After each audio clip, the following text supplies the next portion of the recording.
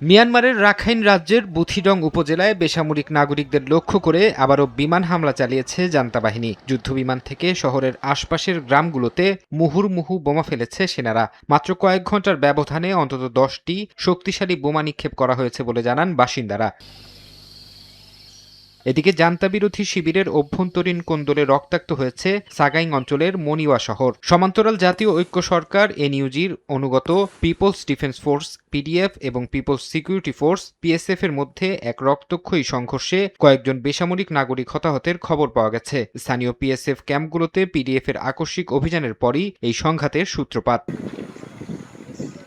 এমন চতুর্মুখী সহিংসতা ও জান্তা সরকারের বাধ্যতামূলক সামরিক নিয়োগ আইন থেকে বাঁচতে দলে দলে দেশ ছাড়ছেন মিয়ানমারের নাগরিকরা। জাতিসংঘের অভিবাসন বিষয়ক সংস্থা IOM এর সাম্প্রতিক প্রতিবেদনে বলা হয়েছে, চলতি বছরের প্রথম 4 মাসেই প্রায় 6,87,000 মিয়ানমার নাগরিক প্রতিবেশী থাইল্যান্ডে প্রবেশ করেছেন। মূলত জোরপূর্বক সেনাবাহিনীতে অন্তর্ভুক্তি এড়ানো, নিরাপত্তা এবং অর্থনৈতিক বিপর্যয়ের কারণেই এই ব্যাপক দেশত্যাগ।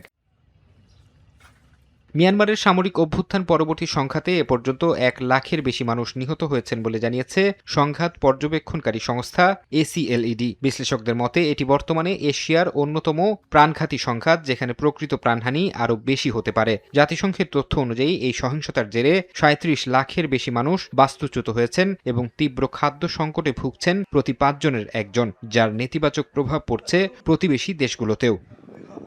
ফারহাদ চৌধুরী, সময় সংবাদ।